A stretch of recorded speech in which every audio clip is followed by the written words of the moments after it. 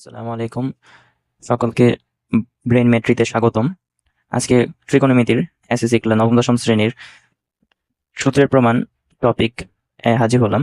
আজকে হচ্ছে দ্বিতীয় পত্র। যারা প্রথম পত্র দেখোনি, ডিসক্রিপশনে লিঙ্ক দেওয়া থাকবে, দেখে নিবা। আজকে আমরা প্রমাণ করো যে কসিক square theta minus cot square theta equal to 1। তো সূত্রের প্রমাণের ক্ষেত্রে আমাদের অবশ্যই একটি সমকোণী ত্রিভুজের প্রয়োজন হবে। তো আগে সমকোণী ত্রিভুজটা এঁকে নেই।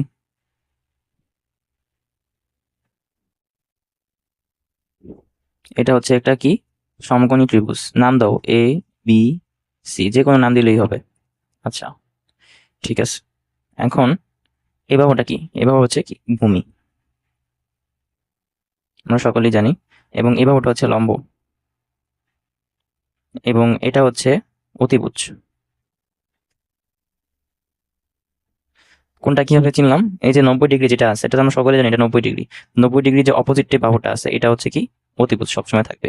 আর এখানে যে থিটা যে কোণটা আছে, এই কোণের পাশের বাহুটা এটা হচ্ছে কি তোমার, অর্থাৎ এই যে কোণের যে পাশের বাহুটা, আমি যদি দেখাই, এই যে থিটা আছে, এই যে পাশের বাহুটা, এটা হচ্ছে সবসময় ভূমি হবে, ঠিক আছে।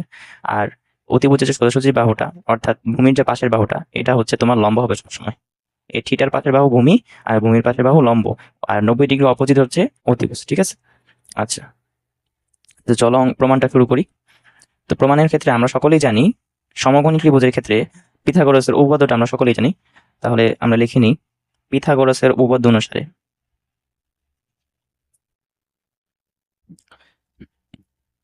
অতিভুজ স্কয়ার অর্থাৎ A C square equal to A B square অর্থাৎ লম্ব স্কয়ার প্লাস কি ভূমি স্কয়ার বিসি স্কয়ার। আমরা যদি এখান থেকে কসিক square theta minus caught square theta equal to 1 আনতে চাই, তাহলে আমাদের এখানে উভয় পক্ষে এবি দ্বারা ভাগ করতে হবে। কি দ্বারা? এবি দ্বারা ভাগ করতে হবে, বা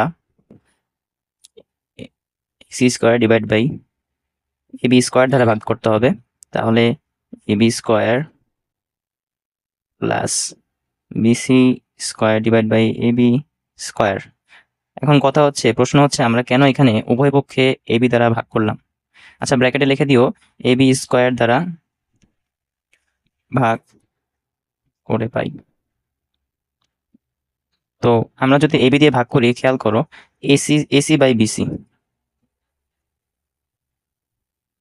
তারপর স্কয়ার, যেহেতু দুটার লব এবং হরের নিচে স্কয়ার আছে, তাহলে আমরা হোলটার উপর দিয়ে স্কয়ার দিতে পারি।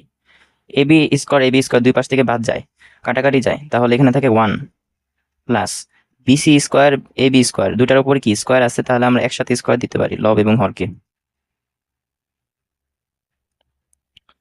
খেয়াল করো, AC by BC, AC by AC by AB, তারপর স্কয়ার। তাহলে এসি বাই এবি আমরা চিত্রের দিকে তাকালে কি পাই? AC divided by AB. এটা হচ্ছে এসি এবং এটা হচ্ছে এবি। তাহলে অতিভুজ আর হচ্ছে লম্ব। নর্মালি চিন্তা করলে এবি লম্ব আর অতিভুজ আমরা সাইন পেতাম, তাহলে অতিভুজ বাই লম্ব তার বিপরীত, অর্থাৎ কোসেক থিটা। সাইনের বিপরীত কি? Cosec theta. তাহলে আমরা সকলেই জানি অতিভুজ বাই লম্ব ইকুয়াল টু কি? Cosec theta. যেহেতু এখানে একটা স্কয়ার আছে, তাই আমরা এখানে একটা স্কয়ার দিয়ে দিব। 1 যা আছে তাই, plus B C by A B. B C by A B সমান আমরা কি পারি, কি বলতে পারি?